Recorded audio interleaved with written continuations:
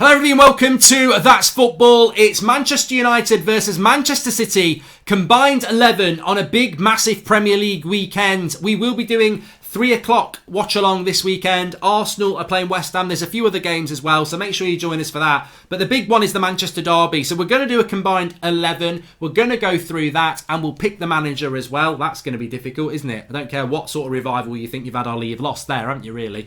I mean, he has. Even as a United fan, he ain't beating Pep, is he? You beat him on hairstyle. But look, let's go off and start off with it. In goal, it's very difficult, isn't it? Goalkeeper, Ederson or De Gea. It's not difficult. I love De Gea. I think on his day, he's better than Ederson. But he's not on his day at the moment. He's not the flop everyone thinks. He's not on the decline. He's 28, not 38. But he isn't consistent. And Ederson does shade it, just the same as Alisson would shade it for Liverpool at the moment. That just shows you that De Gea is, I mean, some of the saves he made against Everton were brilliant, but he made a stupid mistake against Everton. So he's not quite at his best, De Gea, at the moment. He's still one of the best goalkeepers in the league, but I would give it to Ederson, I've got to be honest. So that's 1-0 to City with the goal. And also his distribution's a lot better if you want to play out from the back. Right back, very, very easy here. You can sit down, Kyle Walker, and Cancelo, you can go and play the cello because you ain't getting in either. It is, without a shadow of a doubt, Aaron Wan-Bissaka, the most consistent right back in the league this season with Trent Alexander-Arnold. I think if you fuse the two together, and I'm not saying they need to do that, that's probably not what they want to do, but if you had them together, you've got a brilliant attacker and a superb defender, and that's what Wan-Bissaka is. Absolutely titanium at the back. So right back is Aaron Wan-Bissaka. It's not even close. Move on, next one.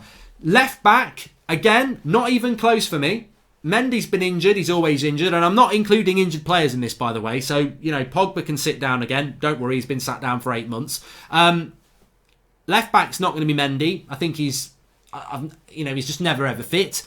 Zinchenko, I've never ever been impressed with, so it's a battle between Williams and Shaw. And look, some United fans might say Williams, but for me, it's Luke Shaw. If you're talking about the now, if you're talking about this Manchester derby, if you're talking about the Premier League, Luke Shaw and Andy Robertson are the two best left backs in this league at the moment. And people don't like that because they like to pick on him about stuff, but Luke Shaw is the left back. 2-1, Manchester United. Centre-back pairing, I tell you what, Man City, you might want to sit down. You know, you need people to sit down at your stadium because you haven't got many fans, have you? Old joke, but it still works.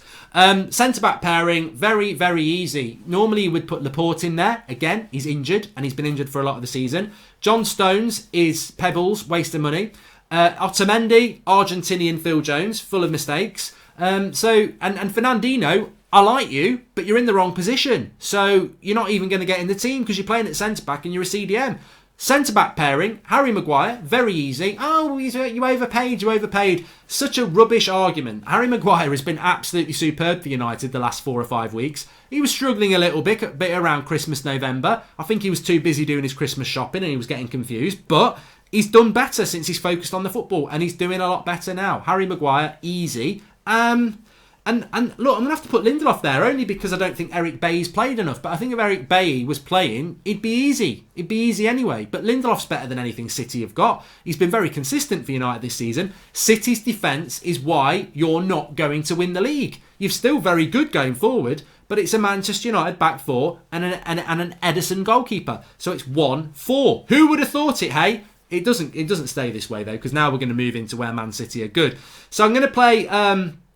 I'm going to play a 4-3-3 basically, with one holding midfielder and two sort of box-to-box.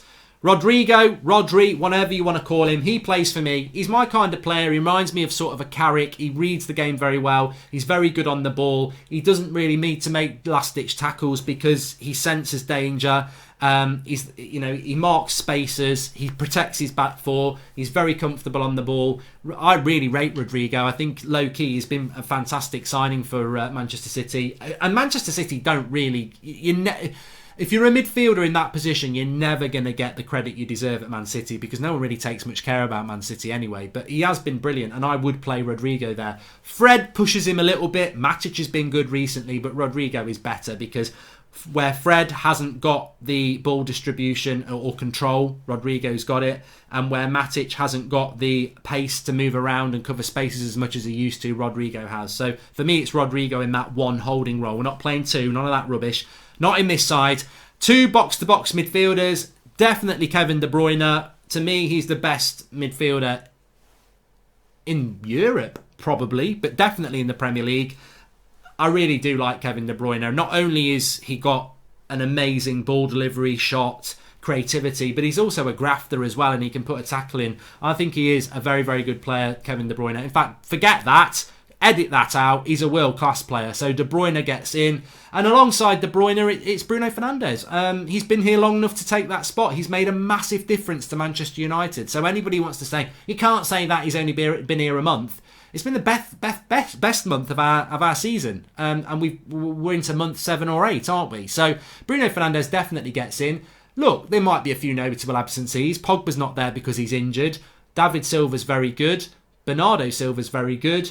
Gundogan's decent. Fred's decent for United. But it's Bruno, Rodrigo and Kevin De Bruyne. Get Rodrigo to hold the midfield. De Bruyne and Bruno sort of box-to-boxing it. I think it would be a lovely midfield three. So that makes it 5 to United, 3 to Man City, going into the front three positions. Right. On the left hand, now I'm going to come to the left hand side in a minute. The right hand side is probably going to be quite controversial. United have given this position up. The United can't offer anybody on the right hand side of the attack. We haven't got anybody who can play there. I'm not even gonna humour people or insult your intelligence and say, oh, could Dan James get in? Well, no, he's injured anyway, but no, he shouldn't. Mata, no. Lingard, no. It's a straight fight for Man City between Bernardo Silva and Riyad Mahrez for the right side of the attack. So it's going to be 5-4, whatever happens. And I would go with Mahrez. But I really am a big fan of Bernardo Silva. But he's not the traditional right-sided player I would want. Riyad Mahrez can skin a man. He's quick. He can shoot and score like Bernardo Silva's got a good shot on him as well. But I like the directness of Riyad Mahrez. He's more of a traditional winger. He can whip a cross in, as can Bernardo Silva. But Bernardo Silva can't run at somebody. He can't put them on their backside. He hasn't got the skills. I think Riyad Mahrez, his move from Leicester to Man City has been a bit of an odd one in a way, because he's so good, he should be playing first team football all the time. I think he's worked his way into Pep's plans, who would, to be honest with you, if Pep Guardiola has got the choice between Bernardo Silva and Riyad Mahrez, Stevie Wonder will tell you go for Bernardo Silva. Well, he could tell you that anyway because he's not deaf. But he's going to go for that because that's the typical sort of low centre gravity, good footballing, intricate tiki-taka player. But I go Mahrez. And it's a City win for that anyway. Up front, I'm afraid it's 5-5. Aguero squares it up. He's done that before. He's also won it before, hasn't he? Little shit. But Aguero, yeah, I can't put Martial in there ahead of Aguero. Aguero is still, I think, the best striker in the Premier League. If you want somebody to score your goals, it's going to be Aguero. There's just no shadow of a doubt. It's Aguero, so it's 5-5. Which then we go to the left-hand side for the win. And I'm going to be unbiased here, and I'm going to say it's got to be Dan James. It's not. Rashford's injured. Martial would be the forward. Again, we don't have anybody to offer up on the left-hand side, so it has to be whoever City play. I'm a big fan of Sane. He's injured as well. It's got to be Raheem Sterling, who this time last year, was he player of the year?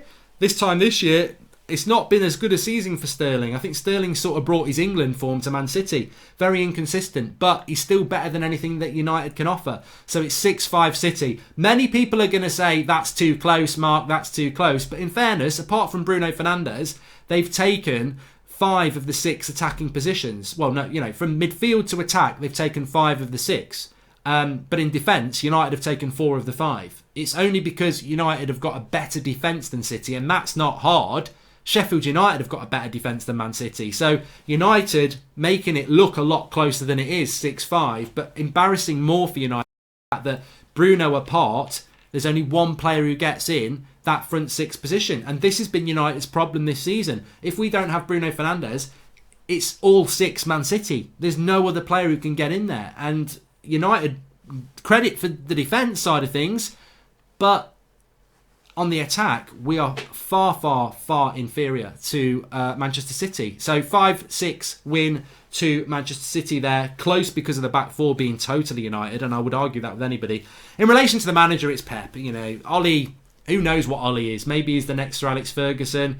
Maybe he's the next Duncan Ferguson. I don't know what he's going to be. But Pep is better.